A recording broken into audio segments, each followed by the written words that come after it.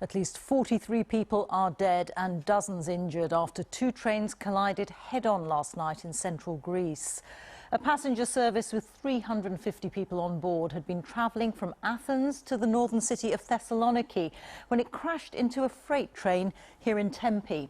The passenger train's front carriages burst into flames. It's being described as the worst train crash that Greece has ever seen. Greece's Prime Minister has blamed the incident on tragic human error. An investigation has been launched and police have arrested a local station master in Larissa. Our Europe correspondent Nick Beak is at the scene and he sent this report. The mangled remnants of a train bringing hundreds of students back from their holidays. Down the track, they're now grieving families who had waved them off. Greece's worst railway crash. It should never have happened. Earlier, they had worked through the night, recovering dozens of victims. Identification has been hard. The fire that broke out was intense. Survivors described the moment just before midnight their intercity service hit the freight train head-on. We heard a big bang. Then it was 10 nightmarish seconds. We were turning over in the carriage. We fell on our sides and then it stopped and there was panic, cables everywhere and fire. The fire was immediate.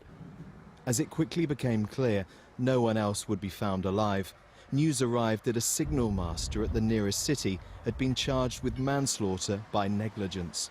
He has blamed a possible technical failure. Greece's Prime Minister, visiting this carnage, vowed to find out what had gone so catastrophically wrong. Our thoughts are with the victims' relatives. Our duty is to treat the injured and then to identify the bodies.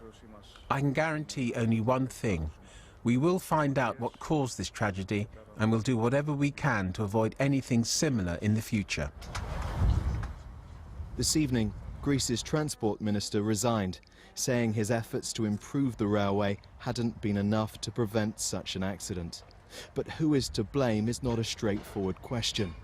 Many feel, though, this was a disaster waiting to happen. Tonight at this hospital where some of the survivors have been treated, I've been speaking to one senior surgeon, and he said that of the 43 people who'd been identified as victims, it's believed they were in the third and fourth carriages. And when you look at the images of the first and second carriages, all but destroyed, it's clear the number of dead will be increasing, Rita.